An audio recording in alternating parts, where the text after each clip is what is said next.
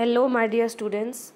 In the first video we have discussed the introduction to the chapter the living organisms. We have discussed about classification, nomenclature. You can see my first video related to this chapter. Now I am going to cover the part 2 of this video, in which we will start from classification and taxonomy. So as I have discussed earlier in the first video, that what is classification? When we classify, when we group the organisms for our ease, so that it can be classified easily in the future, or we can identify them easily in the future.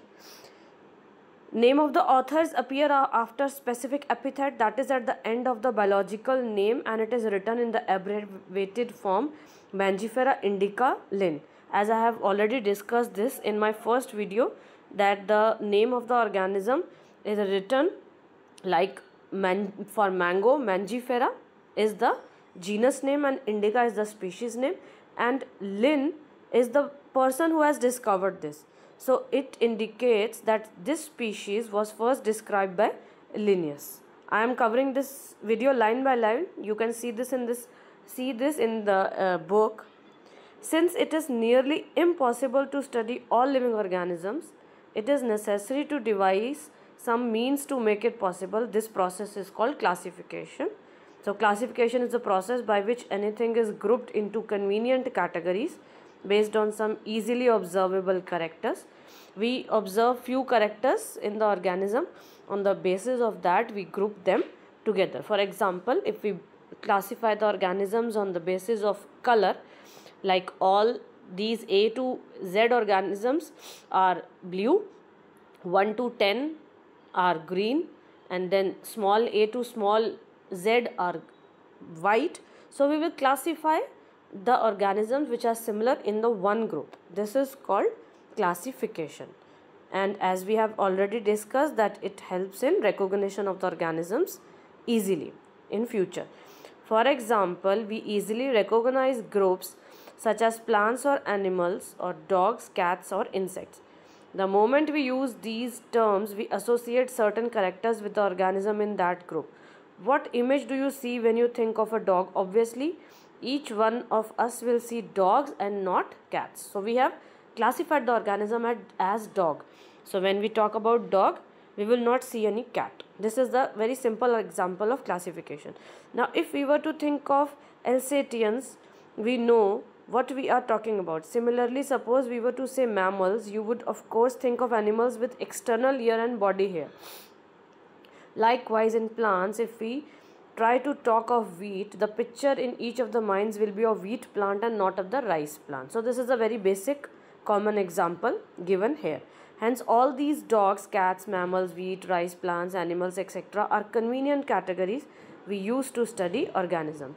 And the scientific term for these categories is taxa. Here you must recognize that taxa can indicate categories at very different levels. Taxa means you are categorizing the organisms in different levels. This we will study in the next page. Plants also form taxa, animals also form taxa, wheat is also a taxa. Similarly, animals, mammals, dogs are all taxa. But you know that a dog is a mammal and mammals are animals. Therefore, animals, mammals and dogs represent taxa at different level. Hence, based on characteristics, all living organisms can be classified into different taxa. Basically, taxa means groups, levels. This process of classification is called taxonomy. External and internal structure, along with structure of cell, development process and ecological information of organisms are essential and form the basis of modern taxonomic studies. Hence, characterization, identification, classification and nomenclature are the processes that are basic to taxonomy. So basically, what we have to learn and remember in this chapter is characterization of organisms, their identification, which will help them in the classification. And obviously, before classification, the nomenclature has to be given. So all these terms we have to memorize in this chapter. Taxonomy is not something new. Human beings have always been interested in knowing more and more about the various kind of organisms, particularly with reference to their own use. In early days, human beings needed to find sources for their basic needs of food, clothing and shelter. Hence, the earliest classification were based on the uses of various organisms. So earlier they have given the example that earlier the classification for human was on the basis of the use. Utility was the source of classification. Human beings were since long not only interested in knowing more about different kind of organisms and their diversities, but also of the relationships among them. This branch of study was called systematics. So basically what is systematic? It is derived from the Latin word systema, which means systematic arrangement of organisms. Let us understand this with a very simple example. You systematically arrange the things at your home, like books, utensils, clothes, so that we can find them easily later. So this is what the systematic terms is related with, means systematic arrangement of organisms. Here what has been arranged? Organisms. And Linnaeus used Systema Naturae as the title of his publication. For the classification, Carolus Linnaeus wrote a book, Systema Naturae, in which he described all the classification of organisms. So this was all about systematics and classification. Now come to the next topic, that is taxonomic categories. We have already discussed what is taxa. This is the level. So classification is not a single step process. It involves hierarchy of steps. Hierarchy of step means a series of steps one by one, like 1, 2, 3, 4, 5, 6. Not 1, 3, 2, 5, 6. A systematic process. A rank or a category is given to an organism. Since the category is a part of overall taxonomic arrangement, it is called taxonomic category, and all categories together constitute the taxonomic hierarchy. So these all are synonym terms. Whether you are saying taxonomic category or taxonomic hierarchy, it is the same thing. The level or the taxa is given to an organism. Unit of classification is called taxon. Taxonomic categories and hierarchy can be illustrated by an example. Now let us see an example. Continue reading with me in this book. Insects represent a group of organisms sharing common features like 3 pair of jointed legs. It means insects are recognizable concrete objects which can be classified and were given a rank or a category. A rank or category called insect is given to a particular organism which has a pair of jointed legs, which we will study in our later chapters of biology, like cockroach and earthworm. Each rank or taxon in fact represents a unit of classification. These categories are biological entities and not merely morphological aggregates. And all these taxonomic studies have led to the development of kingdom, phylum, division, class, order, family, genus, species. Now what is this? Come to this page. This is the taxonomic categories showing hierarchical arrangement in ascending order. At the top is the kingdom. Then comes the phylum or division, then class, then order, then family, genus, species. So species is the lowest taxa and kingdom is the highest taxa. Now again, to understand this, come to table 1.1. See, for man, common name is man. What is its biological name? Homo sapiens. We all know Homo sapiens. Now what is the genus in this? Homo. And to which family the man belong? Hominidae. What is the order? Primata. What is the class? Mammalia. We all are mammals. And what is the highest phylum or division? Chordata. So figure 1.1 and table 1.1, you can correlate that at the top kingdom, Chordata, and the species is sapiens, Homo sapiens. Genus is Homo sapiens. Okay. So this is the way we write the taxonomic category. Now come back to the top again. 2.1 species.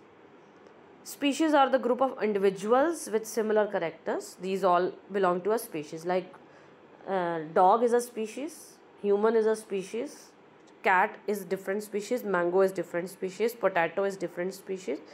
See, these all are the species of an organism.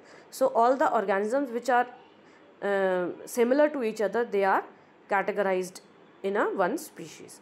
Like see the second last line, for example, Panthera has another specific epithet called tigris, and Solanum includes species like Nigrum and Melongena. This means that the tiger has been classified in different species. And Solanum potato is genus, and it has two different varieties, nigrum and melongena. Like mango is of different variety, in layman we say chosa aam, the cherry aam. So these are different species of mango. Human beings belong to the species sapiens, which is grouped in the genus Homo. Thus the scientific name for human being is Homo sapiens. Genus, as we have already discussed, it is the first name of any biological name. Like for lion, Panthera leo, the Panthera is the genus. Homo sapiens, Homo is the genus. What is family? Next category, family means group of related genera. For example, 3 different genera Solanum, Petunia, Datura are placed in family Solanaceae. These all are different but have few similar characters, so they have been categorized in the family Solanaceae. And in animals, Panthera, comprising tiger, lion, leopard, is put along with genus Felis, cat, in the family Felidae. As we all know, cat, leopard, they all can climb a tree. So we say that cat is also a kind of a belong to leopard family, as they all are carnivores and they can climb a tree. So they have been categorized in the family Felidae. Similarly, if you observe the features of cat and dog, you will find some similarities and some differences. So if you are understanding this, that when they have few similarities, they have been placed in a single family, and as they have lot of differences also, they have been categorized in different genus and species. Like order and other higher taxonomic categories are identified based on the aggregate of character. Order, being a higher category, is the assemblage of families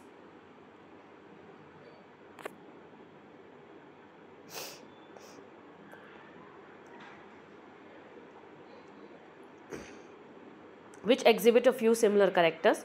The similar characters are less in number as compared to different genera. Plant families like Solanaceae are included in the order Polyminales, mainly based on the floral characters. Now, one family which includes so many organisms is placed in a single order based on their floral characters. The animal order Carnivora include families like Felidae and Canidae. Now, if you are getting the point, earlier we have placed the carnivorous animals in the same family. Now we have placed these families in the single order. Now class. For example, the order Primata, comprising monkey, gorilla, gibbon, is placed in the class Mammalia along with order Carnivora, that include animals like tiger, cat and dog. Class Mammalia has other orders also. So now order different orders, related orders, has been categorized in a single class. And phylum, it comprises of animals like fishes, amphibians, reptiles, birds, along with mammals, constitute the next higher category called phylum. So the simple basic concept is, as we are going higher in the hierarchy, it is including all the lower categories. Like kingdom is including all the division class is including all the order family. So as we are going upper in the taxonomic category, it is including more organisms and the more taxonomic levels. And the top one is kingdom Animalia. Now you can see Animalia, all the animals will come in Animalia, whether it will be mammal, whether it will be primate, of any class or any order.